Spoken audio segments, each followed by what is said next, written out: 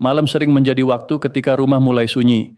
Anak-anak sudah pulang ke rumah masing-masing, cucu mungkin sudah tidur, televisi menyala pelan, dan bapak atau ibu duduk sambil membuka ponsel.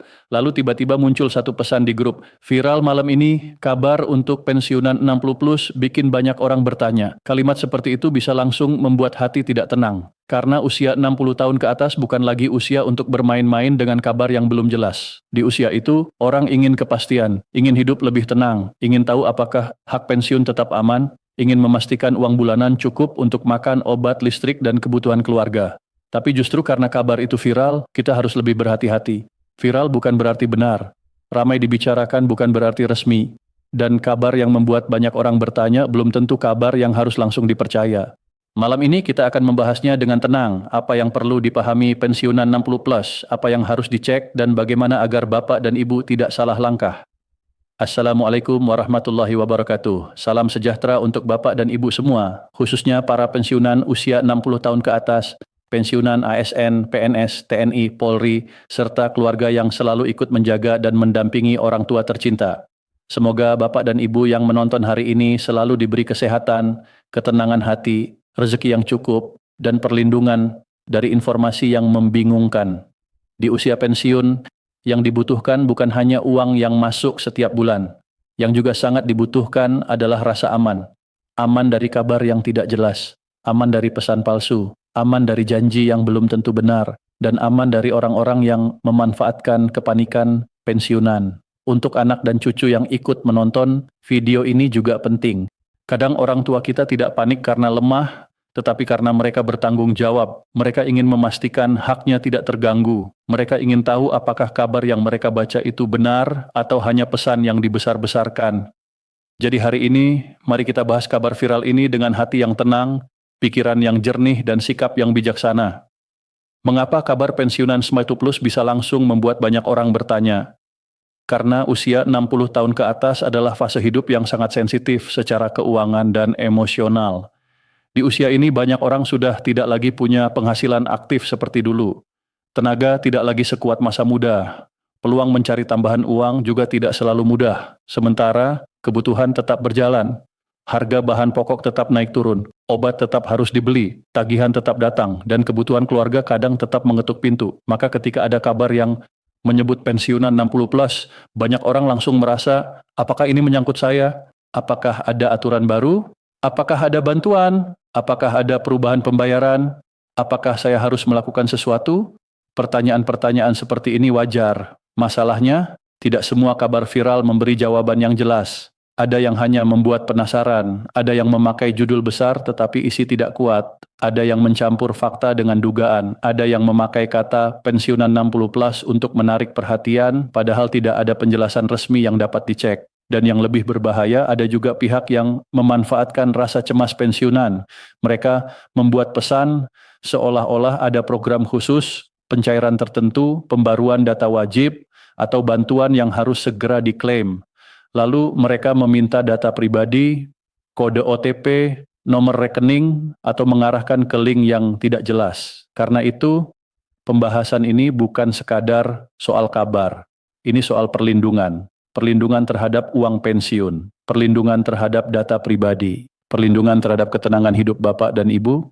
Mari kita pahami dulu konteksnya. Judul kabar pensiunan 60 plus bikin banyak orang bertanya, bisa berarti banyak hal. Bisa saja itu tentang layanan pensiun, bisa saja tentang kesehatan finansial lansia, bisa saja tentang pembahasan kebijakan, bisa saja tentang kewaspadaan terhadap penipuan, bisa juga hanya rumor yang belum punya dasar resmi. Jadi langkah pertama adalah jangan langsung menyimpulkan, jangan langsung berpikir ada pencairan, jangan langsung berpikir ada pemotongan, jangan langsung berpikir ada aturan baru, tanpa sumber resmi semua itu masih harus dicek.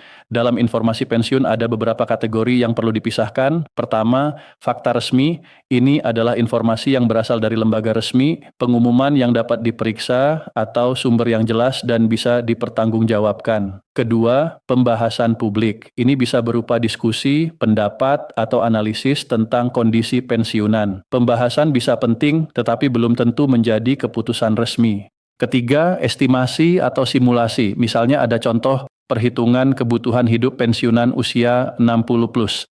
Itu berguna untuk memahami kondisi, tetapi bukan janji pembayaran. Keempat, rumor. Ini biasanya tidak jelas sumbernya, tetapi bahasanya dibuat sangat meyakinkan.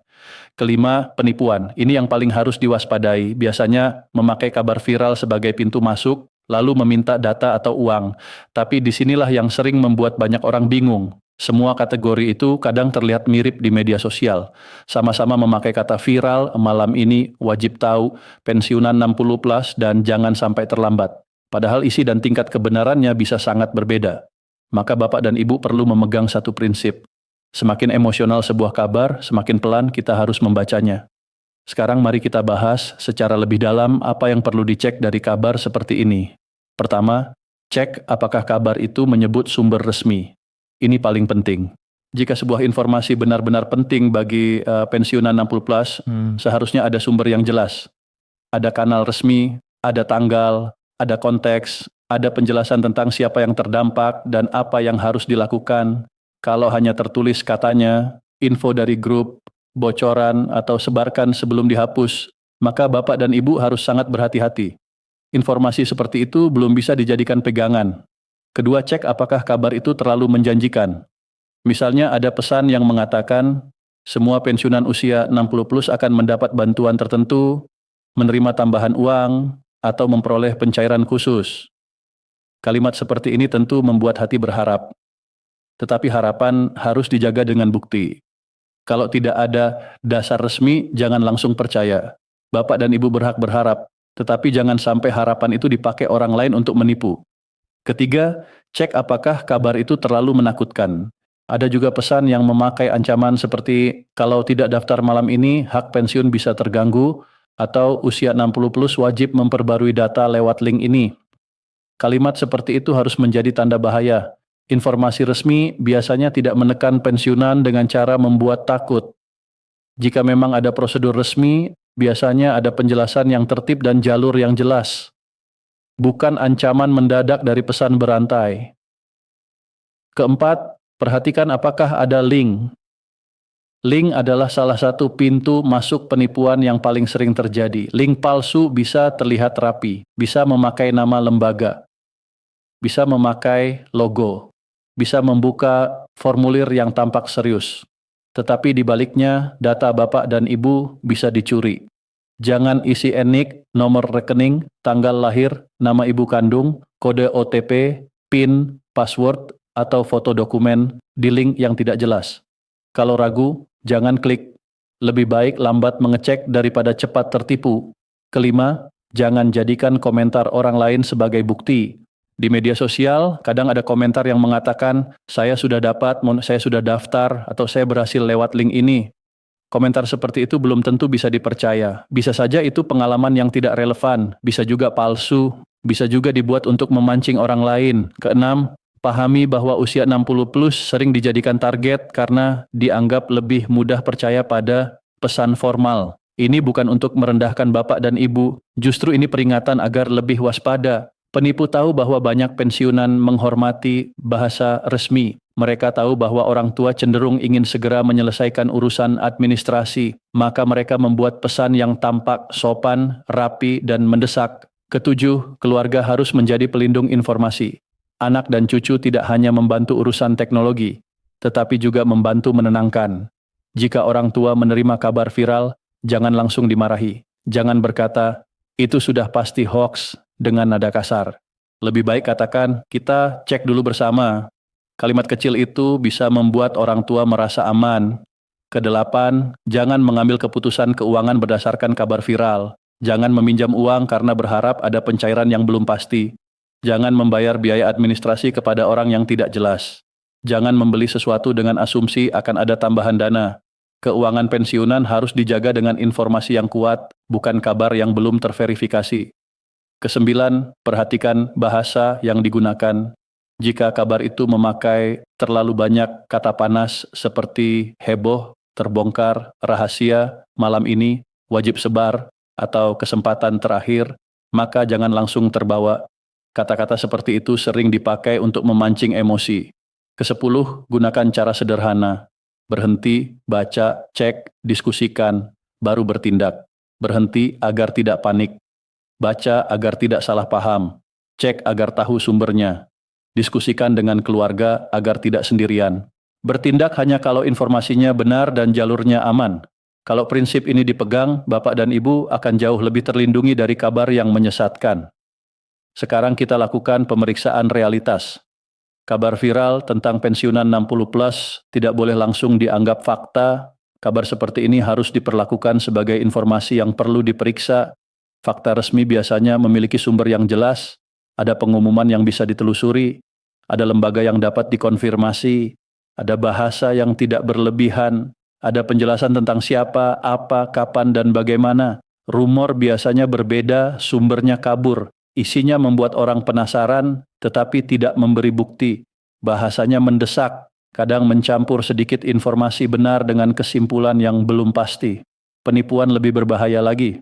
Penipuan biasanya meminta tindakan, klik link, isi formulir, kirim data, transfer biaya, hubungi nomor tertentu, berikan kode OTP.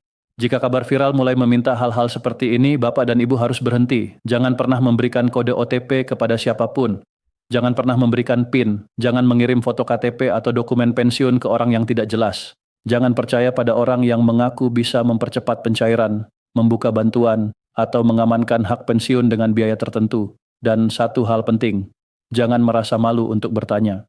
Banyak orang tertipu bukan karena bodoh, tetapi karena dibuat terburu-buru. Mereka diberi tekanan waktu, mereka diberi janji, mereka diberi ancaman. Akhirnya mereka bertindak sebelum sempat berpikir. Jadi kalau Bapak dan Ibu menerima kabar viral malam ini, jangan hadapi sendiri. Tanyakan kepada keluarga, cek sumber resmi, simpan pesan jika perlu diperiksa.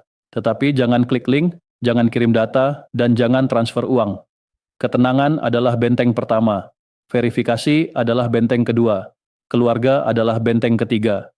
Bapak dan Ibu yang saya hormati, usia 60 tahun ke atas adalah masa yang seharusnya lebih banyak diisi dengan ketenangan. Setelah bertahun-tahun bekerja, mengabdi, membesarkan anak, menjaga keluarga, dan menjalani banyak tanggung jawab, seseorang berhak menikmati hari dengan lebih damai. Tetapi kenyataannya, masa pensiun tidak selalu mudah. Ada kekhawatiran tentang kesehatan, ada biaya obat yang tidak bisa ditunda, ada kebutuhan rumah yang tetap berjalan, ada harga-harga yang kadang terasa semakin berat, ada rasa sungkan untuk meminta bantuan kepada anak, ada keinginan untuk tetap mandiri walaupun penghasilan sudah terbatas. Maka ketika ada kabar tentang pensiunan 60 plus, hati langsung bergerak karena di balik kabar itu ada harapan bahwa mungkin ada keringanan, harapan bahwa mungkin ada perhatian, harapan bahwa mungkin kehidupan pensiun bisa sedikit lebih tenang. Namun harapan yang baik harus dijaga dari informasi yang salah.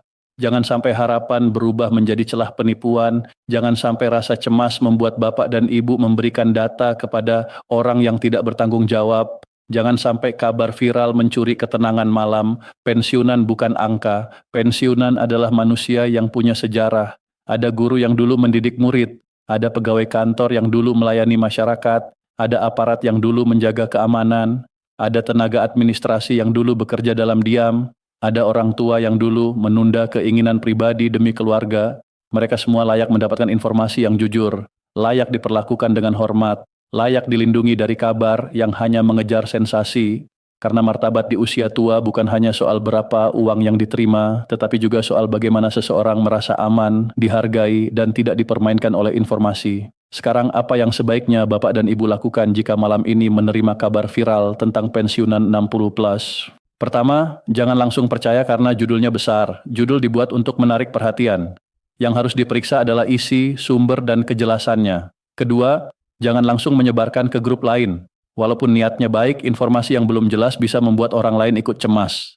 Tahan dulu sampai ada kepastian. Ketiga, cek sumber resmi atau minta bantuan keluarga untuk mengecek. Jika tidak tahu cara mencari, tidak apa-apa. Minta anak, cucu, saudara, atau orang yang dipercaya untuk membantu. Keempat, jangan klik link dari pesan yang tidak jelas, apalagi jika link itu meminta data pribadi atau login.